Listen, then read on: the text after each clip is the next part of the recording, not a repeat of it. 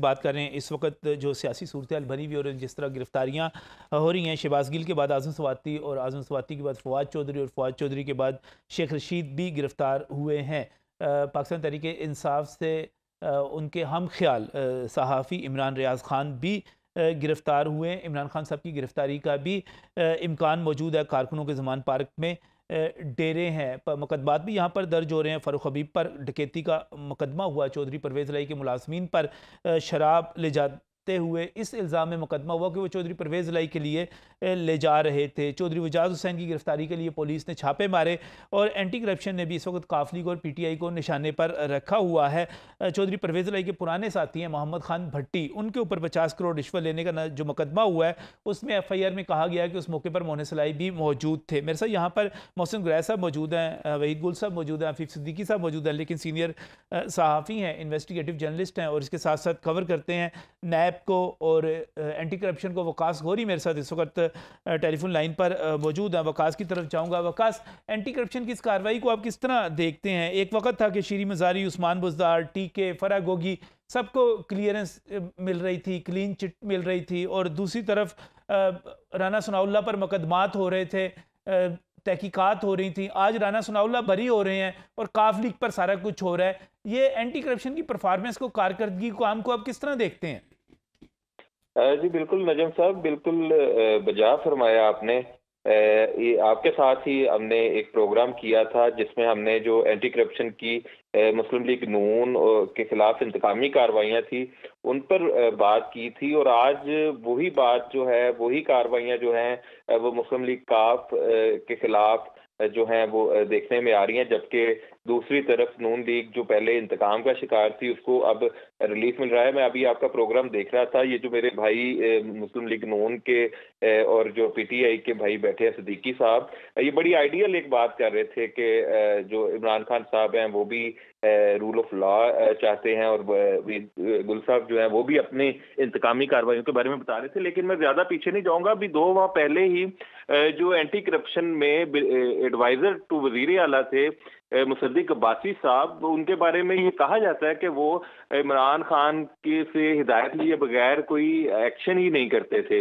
ये अभी 2 माह पुरानी मैं आपको बात बता रहा हूँ। और उन्होंने एक एंटी करप्शन का एक ऑफिसर अनवर शाह, उसको वजीराबाद हमले की GIT में भी शामिल रखा, जिसने उसके जो चलान है और जो शवाहिद हैं एक से ज्यादा हमलावर साबित करने में अहम किरदार अदा किया है। तो हम जब बात करते हैं तो हमें फिर रसूल की करनी चाहिए, हमें सच्चाई की करनी चाहिए कि अब जब मुस्लिम लीग नून ताकत में है तो ये भी कोई कसर नहीं छोड़ रहे। हमने गुज़िश्ता दिनों देखा कि जो साबिक वज़ीर आला पंजाब परवेज़ लाई के खिलाफ, उनके करीबी साथियों के खिलाफ जो है वो इंतकामी कार्रवाई की गई। उनके प्रिंसिपल सेक्रेटरी मोहम्मद खान भट्टी के खिलाफ जो है वो मुकदमा दर्ज किया गया।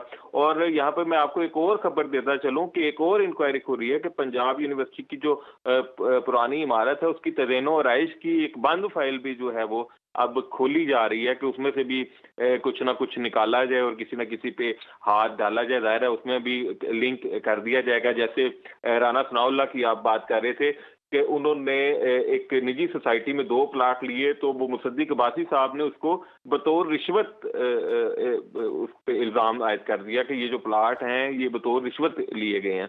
तो ये एक सारी एक सूरत हाल है और महकमों को तबाह करने में जितना किरदार इन सियासतदानों का है शायद उतना किसी का नहीं है।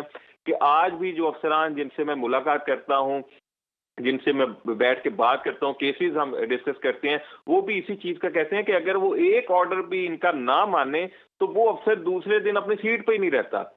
गुज़िश्ता दिनों इमरान खान साहब एक तकरीर करते हुए उन्होंने एंटी करप्शन के DG नदीम सरवर का जिक्र किया और ये इल्ज़ाम लगाया कि उसने जनाब रिकॉर्ड कब्जे में ले लिया। और खान साहब ये भूल गए कि नदीम सरवर साहब उनके लाए हुए बंदे हैं, 10 महीने हो गए हैं उनको तैनात हुए हुए। सही। और अब जो DG साहब हैं वो मुस्लिम लीग नून के लिए वही काम जो मुस्लिम लीग नून के लिए कर रहे हैं, मुकदमा दर्ज हो रहे हैं।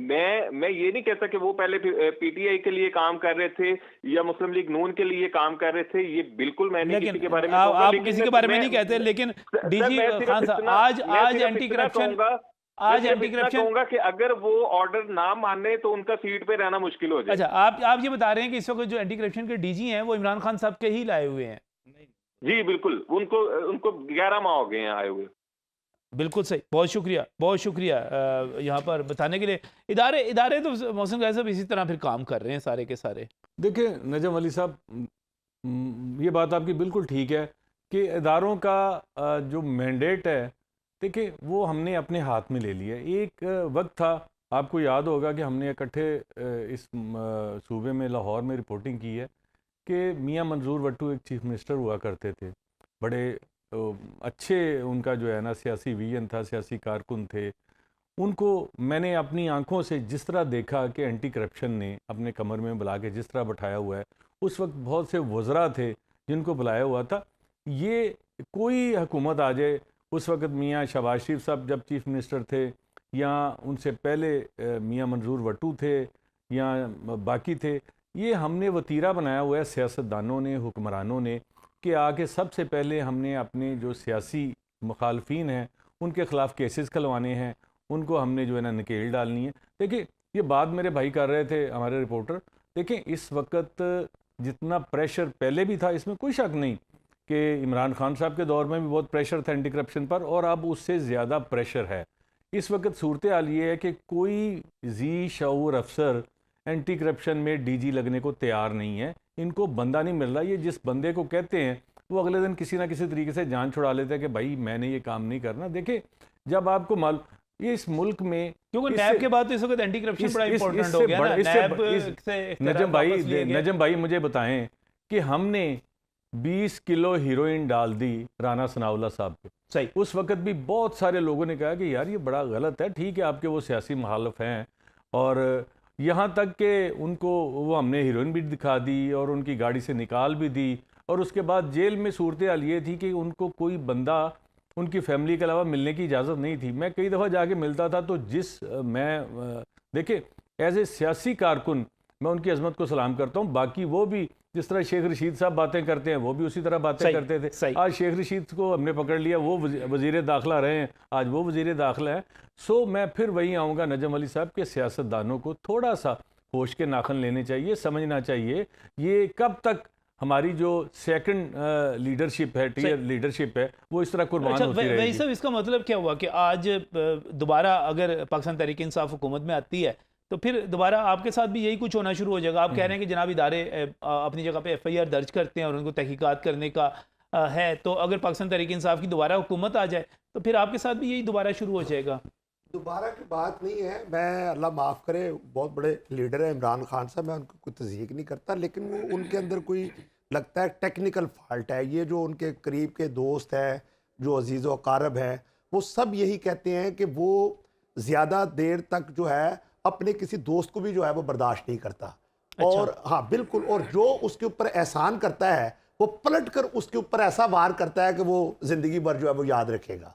तो इस तरह से ये कभी देखिए आप गवाह है। ये तो चौधरी परवेज लाई मियां साहबान के बारे में कहते थे, मियां साहबान उनके बारे में कहते थे, वो तो एक अलग बात है, कहना और बात है, लेकिन अमली तौर के ऊपर जो है नमूने हैं वो सारे आपके सामने हैं, कौम के सामने हैं।